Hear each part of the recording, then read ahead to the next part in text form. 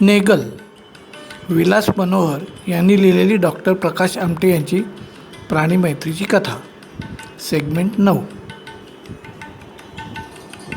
नागू आमच्याकडून पळून जाऊन 10 महिने तरी झाले होते. राजू माकडाच्या त्रासाला कंटाळून तो गेला होता. आम्ही नागू नागू हाका मारल्या. त्याने आम्हाला आधीच ओळखले होते. दुसऱ्या दिवशी नागूचे आवडते खाणे पोळी घेऊन आम्ही लवकरच नदीवर जाऊन बसलो. कसेही करून नागूचा पट्टा काढून त्याला सोडून द्यावे असे ठरवले होते. बराच वेळ कोणीही आले नाही. दुपारी 3च्या सुमारास माकडाचा आवाज आला. आज राणीला आणले नव्हते, नेली होतीच. जमलं तर पकडण्यास तिचा उपयोग होणार होता. माकडे ओरडत फांद्या तोडत होती. थोड्या वेळाने आवाज लांब जात आहे समजले. टोळी आज इकडे येणार नव्हती. राणीला आणले असते तर बरे झाले असते. टोळी जंगलात गेली, नदीकडे आली नाही. काय करावे म्हणून स्वस्थ राहिलो.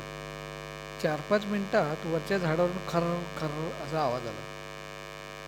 नागू चुपचाप आमच्याकडे केव्हाच बघत होता. काय माहीत नेली पण सावध का झाली नाही. आज तिनेही शहाण्यासारखे वागावे हेही ती आमच्या मनातील ओळखू लागली होती का.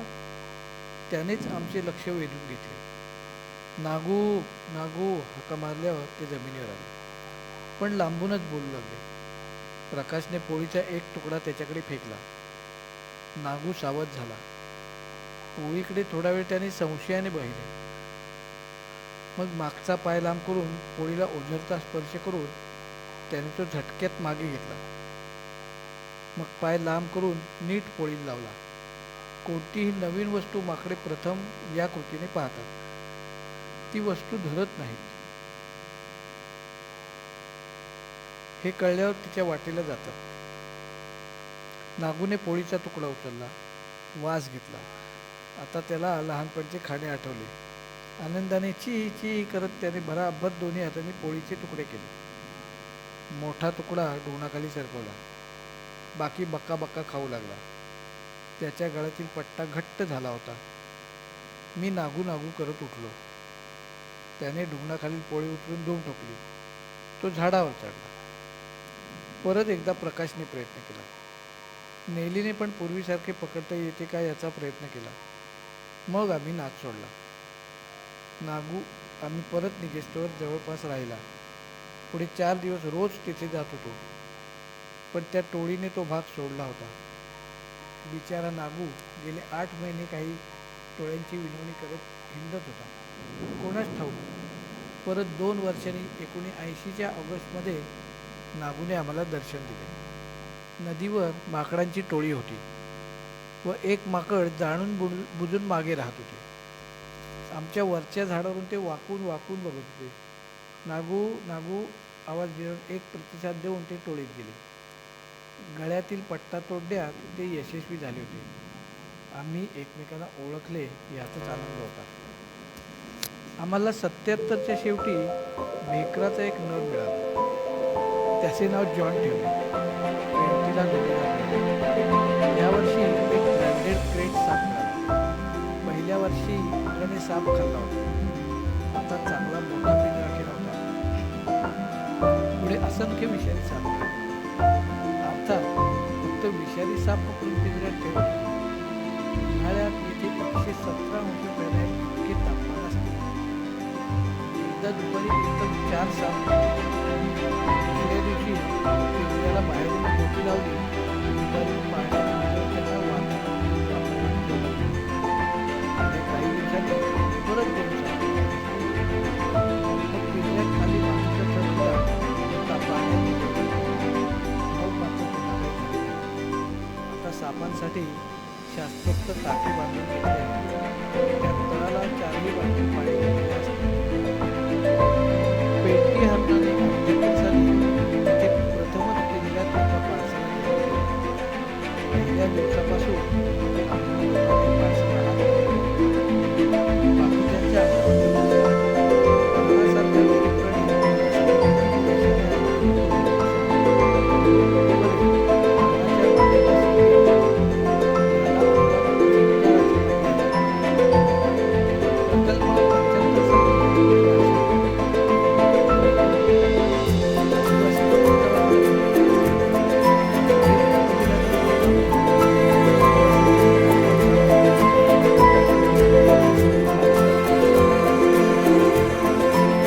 पावसाळ्यात रस्त्याच्या आजूबाजूला पाणी मुबलक असते. राणीला पाण्यात खेळणे फार आवडते. राणीचा आकार वाढला होता. वरील पंपावर आंघोळ घालणे कठीण जाते. संध्याकाळी फिरावयात जाताना ती नाल्यातून डबक्यात प्रकाशने पण पाण्यात यावे असं तिचा आग्रह असे. आम्ही बाहेर बसून पाहतो. उठीच्या जागी ती पाण्यात होती. रोज पाण्यात पोहून मग उथळ पाण्यात ती डोंगरावर बसत असे. माणसासारखी आंघोळ चालली. पुढच्या 2 पायांनी तोंड, डोके धुणे, छाती घासणे सर्व प्रकार करत असे. बाजूला बसून आम्ही हसलो म्हणजे तोंडात पाणी घेऊन आमच्या अंगावर उडवत असे. आम्ही लांब गेलो म्हणजे आनंदाने नाचे. ओल्या अंगाने जवळ आलेले आम्हाला आवडत नाही. ती मुद्दाम धावत आम्हाला पकडण्यास येईल. आंघोळीच्या दिवशी व्यायामामुळे आम्ही तिघेही दमत होतो. पावसाळ्याबरोबर नाल्याचे व डबक्याचे पाणी संपले की राणीला आंघोळीसाठी नदीवर न्यावे. दुपारी गळ घेऊन आम्ही नदीवर जातो. आम्ही मासे खात नाही. केवळ नदीवर जास्त वेळ घालवता यावा, जंगलात काही प्राणी दिसले पाहावे असा बेत. दुपारी जेवण झाल्यावर मी, नेली, प्रकाश, राणी चालतच नदीकाठी जातो. आठवड्यातून 2-3दा हा कार्यक्रम असायचा. सुरुवातीला नदीपर्यंत राणी दमत असे. मध्येच कुठेतरी हट्ट करून बसून राहील. आम्ही पुढे गेलो तरी येत नसे. एकदा प्रकाशने उचलून तिला कडेवर घेतले. 15 किलोचे वजन कडेवर घेणे हे एक दिव्यच. त्यात राणी कडेवर सभ्यपणे बसत नसे. खांद्यावर नखे लाव, तोंडाजवळ तोंड आणून फुंकर मार अशा खोड्या करे. थोड्या अंतरावर तिला खाली सोडली. थोडीशी चालली, परत कडेवर घ्या म्हणून हट्टाने बसली. एकदा चिडून तर राणी नदीवर आली नाही. काळजी वाटू लागली. घाईघाईने नदीवरून परतलो. राणी जागेवर नव्हती. घरी गेल्यावर दंगा करणार नाही ना? तिला रस्ता सापडेल का? आम्ही दोघे प्रकल्पावर नव्हतो. घरी गेल्यावर दंगा करणार नाही ना? एकामागून एक प्रश्न उभे राहिले. मगाशी राणीला रागावून पुढे गेलो होतो, आता स्वतःच रागावून परतत होतो. मला काय वाटले मला माहीत नाही. मी नेलीला म्हटले, नेली, राणी कुठे आहे? नेली जर्मन शेपर्ड जातीची कुत्री. चटकन जंगलात शिरली. आम्हाला नेलीची काळजी नव्हती. कुत्री कधी चुकत नाही. घाईने मी घरी निघालो. तेवढ्यात नेलीचे भुंकणे ऐकू आले. थांबलो. नेली व मागून तिची मैत्रीण राणी येत होती. नेलीने तिची समजूत काढली होती. आनंदाने रस्त्यात बसलो. राणी आली. राणी गुस्स्यात होती. थोडा वेळ लाडविण्यात गेला. 2दा माझ्या अंगावर आली. हा राग काढण्याचा प्रकार मला नेहमी मागात पडतो. त्याचे नाव तिला एकटीला टाकून काय मी एकटाच गेलो होतो? पण नाही. येथे आहे. प्रकाशला नेहमी सर्व गोष्टींची माफी होती. पण त्या दिवशी चुकीची शिक्षा प्रकाशलाही मिळणार होती. हे पुढे सगळं आम्ही आनंदाने तिला लाडावत बसलो ही दुसरी गोष्ट त्या दिवशी आम्ही केली. निघताना राणी कडेवर घ्या म्हणून हाकून बसली. थोडा वेळ प्रकाशने कडेवर घेतले. अंतर अजून 2 किलोमीटर होते. पूर्ण कडेवर घेणे अशक्य होते. राणी रागाने परत येण्यास तयार होती. प्रकाश तिला घेऊन तेथेच बसला. मी प्रकल्पावर आलो. काही माणसे, दोर व बैलगाडी घेऊन परत आलो. प्रकाश, राणी पूर्वीच्याच जागी होती. 1 इंचभरही ती हल्ली नव्हती. बरीच माणसे व बैलगाडी पाहून ती आणखीन बिघडली. जोरात ओरडू लागली. अंगावर धावू लागली. माणसे व बैलही घाबरले. दोर आणला होता. पूर्वी तिला कधी साखळी पट्टा बांधला नव्हता. दोर बांधण्याचा प्रयोग तिने आपोआप दोराचे तुकडे करून अक्षरशः तोडला मोडला. आम्ही दोघेही हैराण झालो. काहीच चालत नव्हते. आता अंधार पडू लागला होता. सर्व माणसांना परत जाण्यास सांगितले. राणी, प्रकाश लांब जंगलात बसून होते. आयुष्यात प्रथम बैलगाडी चालवली ती ह्या महाराणी राणीसाठी. कसे बसे बैल आवरून मी बैलगाडीत बसून राहिलो. चुचकारत प्रकाशने राणीला जवळ आणले. नेली होती. मी इशारा करताच ती एका उडीत बैलगाडीत बसली. तिच्या मागोमाग प्रकाश गाडीत चालला. मी बैलगाडी चालू केली म्हणजे बैलच चालू लागले. रागाने आवाज करत राणी मागे आली व बैलगाडीत चढून बसली. एव्हाना बैलांना पण तिची सवय झाली असावी. प्रकाशच्या मांडीवर डोके ठेवून पाय चोखत राणी पडली होती.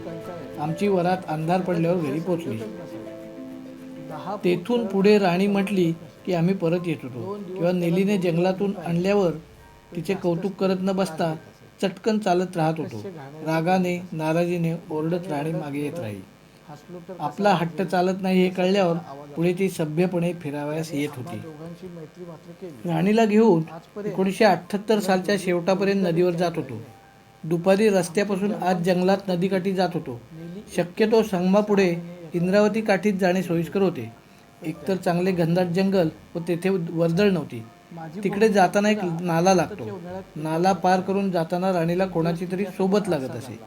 तिच्याबरोबर पाण्यातून जाणे फार भयंकर होते. आपल्या पुढच्या पायांनी ती कमरेलाच मिठी मारे व पाण्यात पाडून खेळावयास पाहिजे. हे टाळण्यासाठी एक युक्ती आम्ही काढली होती. नाला जवळ आला की एक जण बाजूला जाईल. त्याच्या मागे राणी गेली की दुसऱ्याने अर्धा नाला पार करून पाण्याचा आवाज करत राणीला हाक मारायची. की ती धावत त्याला पकडण्यास नाल्यात जात असे. मग मात्र त्याने चटकन पुढे निघून जायचे. राणी त्याच्या मागे नाला पार करत असे. एकदा नदीवर ठराविक जागी पोचले म्हणजे आम्ही नदीत गळ टाकून गप्पा सुरू करत असू. राणी मोह, टेंभर, फेटर, कुसुंबी, चारे ह्या जंगली फळांच्या शोधात हिंडत राहील. नाहीतर उडली होतीच. थोड्या वेळाने आम्ही आहोत ना याची खात्री करून परत जाईल. दमली म्हणजे आमच्या जवळच्या झाडाखाली सावलीत येऊन बसत असे. नेली तेथेच असे. जंगलात कोणताही आवाज झाला की तेथून उठून प्रकाशच्या व माझ्यामध्ये बसून उगाच आवाज करेल. असेच एकदा आम्ही बसलो असताना राणी धावत येऊन प्रकाशच्या मांडीवर बसली. जोरात पळाल्यामुळे तिला धाप लागली होती. प्रकाशने मांडीवरून खाली हलविल्यावर माझ्याकडे येऊन करत मांडीवर बसली. हे विशेष होते. ती नक्की कशाला तरी घाबरली होती. नेलीने पण कान टवकारले. थोड्या वेळात फांद्यांच्या व माकडाचा आवाज आला. लाल माकडांची टोळी राणीच्या मागावर आली होती. चांगली लहान मोठी 20-25 होती. माकडे जंगलात कधीच उगाच अस्वलासारख्या प्राण्याची खोड काढणार नाहीत. बबलीची सवय असल्यामुळे राणीने कोणाची तरी खोड काढली असावी. मग टोळी गप्प कशी बसणार? त्यात अस्वल घाबरून पळते पाहिल्यावर त्यांना जोर येणारच. राणीबरोबर मी, प्रकाश व नेली आहे हे पाहिल्यावर ती टोळी जागीच थांबली. मागून त्यांचा नेता लांबूनच निरीक्षण करू लागला. थोडा वेळ दात विचकून त्यांनी आवाज दिला. त्याबरोबर सर्वांनीच दात विचकून आवाज केले. पुढे कोणता प्रश्न उभा राहणार या चिंतेतच मी नेलीला गो म्हटले. एवढ्या इशाऱ्यानिशी ती वाट पाहत होती. जोरात आवाज करत ती उभी राहिली. मुख्यदाराने वेगळाच आवाज केला. सर्व टोळी फालतू तोंड वेंगाळत परत जंगलाकडे वळली. राणी बसूनच होती. नेली परत खाली बसली. मी राणीला थोपटत परत नदीत गळ टाकला. गप्पा सुरू झाल्या. नेली नसती तर काय झाले असते? माकडांनी आमच्यावर चाल केली असती का? राणीने पुन्हा आवाज केला म्हणून मागे पाहिली. नेली पण वर झाडाकडे पाहत होती. नीट पाहिल्यावर एकच माकड वरच्या फांदीवर बसून होते. मी प्रकाशला खूण केली. आम्ही पाहू लागलो. आकाराने फार मोठे नव्हते. टोळी सोडून राहणाऱ्या मोठ्या नरासारखे पण नव्हते. आमच्यावर लक्ष ठेवण्यास तर त्याने मागे ठेवले नव्हते. ते माकड हळूहळू खाली येऊ लागले. आम्ही जाणून बुजून लक्ष नाही असे भासवत होतो. ते लांब जमिनीवर उतरले. नेली एकदम धावली. ते चटकन झाडावर चढले. मी नेलीला नो नो म्हणून आवाज दिला. नेली अपराधीपणाने मागे आली. त्याच क्षणी मी व प्रकाश म्हणालो, तर आपला नागू त्याच्या गळ्यातील कापडी पट्टा तसाच होता.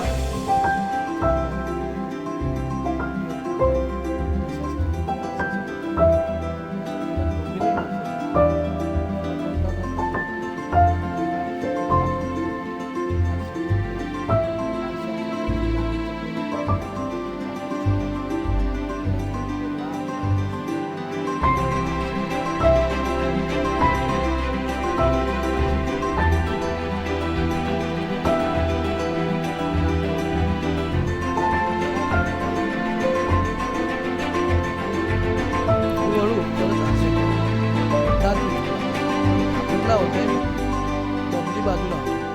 अजून नक्की काय झाले आहे हे तिला समजत नाही. तिने आरशात पाहिले नाही. बबली आरशाकडे तिने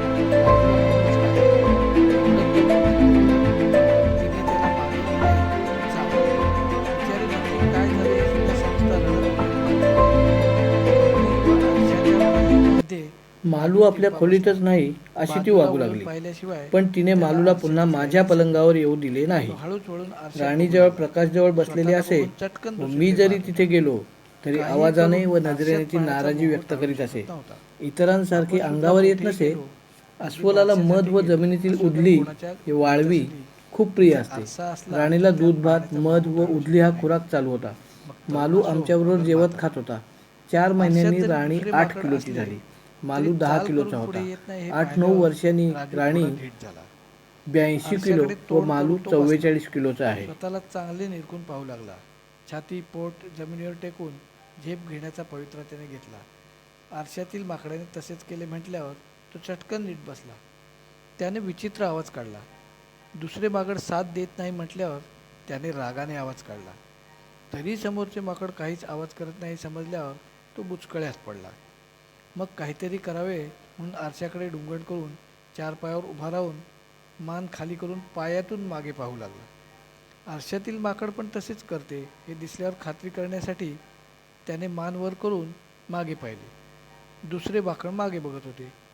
राजूचा इतका केविलवाणा चेहरा मी प्रथमच पाहत होते. राजूने स्वतःची पाठ खाजवली, मान खाजवली. आरशाकडे पाहायचे नाही असे तो ठरवून बसला.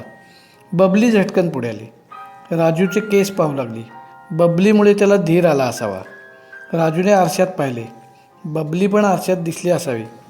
काहीतरी सोक्षमोक्ष लावावा हे ठरवून तो तिला तिरपा उभा राहिला. मागचा पाय लांब करून तो आरशाकडे नेऊ लागला. आरशातून एक पाय येत आहे हे पाहिल्यावर झटक्यात त्याने पाय मागे घेतला. आता राजू रडतच होता. पुन्हा पाय मागे करत करत त्याने शेवटी एकदा पाय आरशाला लावला. पाय कोणी धरत नाही व काही चावत नाही हे कळल्यावर त्याचे रडणे थांबले. चेहरा गंभीर करून तो आरशाजवळ गेला. सर्व अंग ताणून फक्त तोंड जवळ नेऊन त्याने आरशाचा वास घेतला. आरसा चाटला. दात विचकले. आपल्याला ह्या वस्तूपासून धोका नाही अशी खात्री झाल्यावर तो बसून त्याने आरसा हातात घेतला. दोन्ही हातांनी धरून लांब केला. परत जवळ आणला. स्वतः तो निरखून पाहत होता. चेहऱ्यावरील भाव विचारवंतांचे होते. पुढची क्रिया मात्र सर्वात अफलातून होती. राजूने एका हातात समोर आरसा धरला. स्वतःला पाहत दुसऱ्या हाताने मागे चाचपून कोणी नाही याची खात्री करत शेवटी आरसा उलटा करून मागे कोणी नाही हे त्याने पाहिले. माझ्या मुलीने जेव्हा मला तिच्या आरशात पाहिले तेव्हा आरशाचा अर्थ तिला समजला होता का? स्वतः पाहताना तिने मागे हात घालून चाचपून का पाहिले नाही? पुढे काहीतरी लहान मुलांना मी आरसा दाखवितो. प्रत्येकाच्या प्रतिक्रिया वेगळ्या असतात. पण हात मागे घालून पाहणारे मूल अजूनही मला सापडले नाही. कोणत्याही नवीन वस्तूकडे माकड नेहमीच सावधगिरीने पाहते. तेथे आदिवासींचा स्वभाव पण बराचसा तसाच आहे. पण त्यांना नवीन वस्तू नक्की काय आहे हे जाणून घेण्याची इच्छा असते.